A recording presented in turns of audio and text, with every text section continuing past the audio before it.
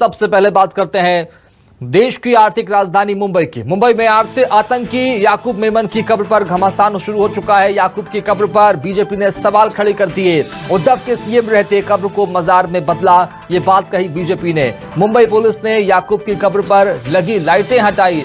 मार्च 2022 को याकूब की कब्र पर लाइटें लगाई गई थी, ये बड़ी बात कही है बीजेपी ने। इधर मुंबई पुलिस ने याकूब की कब्र पर लगी लाइटें हटाई है।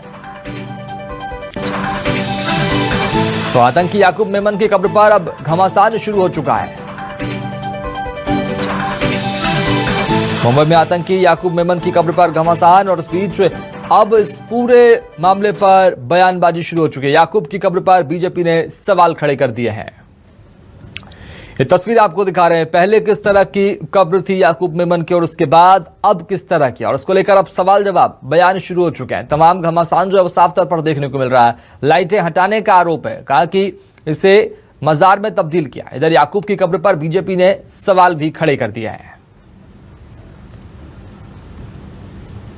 तो याकूब मेमन की कब्र पर घमासान, उद्धव के सीएम रहते कब्र को मजार में बदला, ये बात कही बीजेपी ने, और इस बात का जिक्र भी किया बीजेपी ने, और कई बड़े आरोप उद्धव सरकार पर लगाए थे। मुंबई पुलिस ने याकूब की कब्र पर लगी लाइटें हटा दी हैं, और उसके बाद ये बड़े आरोप बीजेपी ने लगाए उद्धव सरकार पर, जो उद्धव ठाकरे की सरकार थी तब।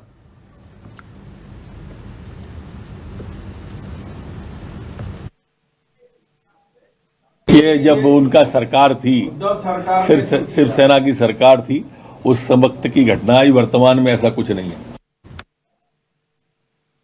इस पर बयान दिया, उन्होंने कहा कि उद्धव ठाकरे की जब सरकार थी तब ये सब हुआ, फिलहाल ऐसा कुछ भी नहीं है। बात कहा याकूब मेमन 93 मुंबई ब्लास्ट का दोषी था, और याकूब को 2015 में फांसी की सजा दी गई थी, और अब याकूब को दक्षिण मुंबई के बड़ा कब्रिस्तान में दफनाया गया था।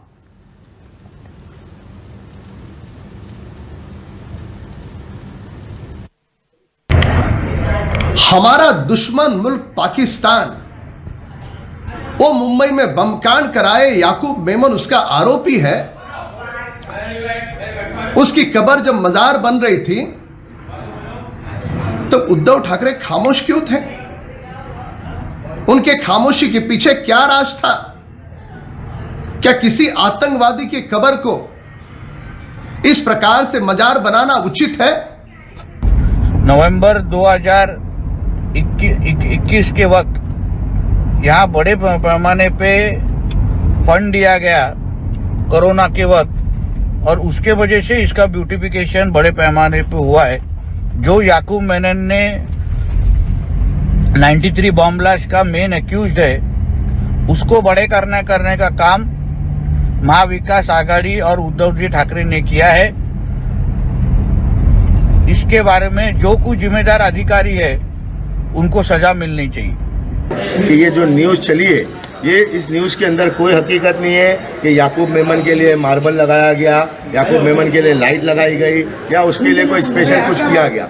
ये एक कॉमन प्रोसेस है जो बड़े कब्रिस्तान के अंदर बहुत सी कब्रों के ऊपर मार्बल लगाया गया है। और ये जो लाइट वाली वीडियो आप लोग देख रहे हैं, ये बड़ी रात के टाइम पे, जो शब बारात के वक्त पिछले 3 साल में कोविड के वजह से नहीं हुआ था, ये मर्तबा पूरे कब्रिस्तान को, सिर्फ बॉम्बे के बड़े कब्रिस्तान को ही नहीं, पूरे बॉम्बे के कब्रिस्तान के अंदर ये सुविधा की गई थी।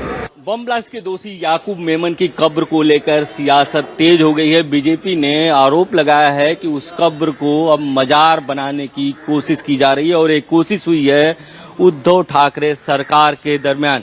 यही कारण है कि अब इस मामले में पुलिस की भी एंट्री हो गई है। पुलिस यहां पर आई थी, पुलिस ने जो लाइट्स लगाई गई थी उसके बारे में भी जांच की, और वो जो लाइट्स है उसको हटवा दिया है। पुलिस का कहना है कि जो बड़ी रात होती है उस दिन 19 मार्च को ये लाइट्स लगाई गई थी, और उस लाइट्स को हटा दिया गया है।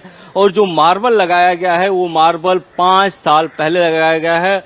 हालांकि अगर इस कब्रिस्तान की बात करें, बड़े कब्रिस्तान की बात करें, तो यहाँ पर साफ तौर पे बोर्ड लगा हुआ है, किसी को भी कब्र के आसपास चबूतरा बनाने की इजाजत नहीं दी जाएगी। इसके बावजूद यहाँ पर बात करें तो उस कब्र के आसपास पूरी तरह से मार्बल लगाया गया है। बताया जा रहा है कि वहाँ पर जो मेमन परिवार के लगभग 14 कब्र वहाँ पर मौजूद हैं, लेकिन अब किसी को भी यहाँ पर चबूतरा या मार्बल लगाने की इजाजत नहीं दी जाएगी। पुलिस का कहना है कि जो लाइट्स थी उसको पूरी तरह से हटा दिया गया है। अब यहाँ पर ताला बंद कर दिया गया है, जो बड़ा कब्रिस्तान है यहाँ पर, और अभी अंदर किसी को भी जाने की इजाज़त नहीं है। उस जो कब्र है उसके पास जाने की इजाज़त नहीं है। पुलिस की टीम यहाँ से जांच करके जा चुकी है और पुलिस का कहना है कि ये जो मार्बल लगाने की जो प्रक्रिया है करीब 5 साल पहले हुई थी और उसके बाद से ये इसी तरह से रह गया और आगे किसी ने भी यहाँ पर मजार बनाने की कोशिश नहीं की। कैमरा राजेंद्र के साथ इंद्रजीत सिंह, न्यूज़ 24 मुंबई।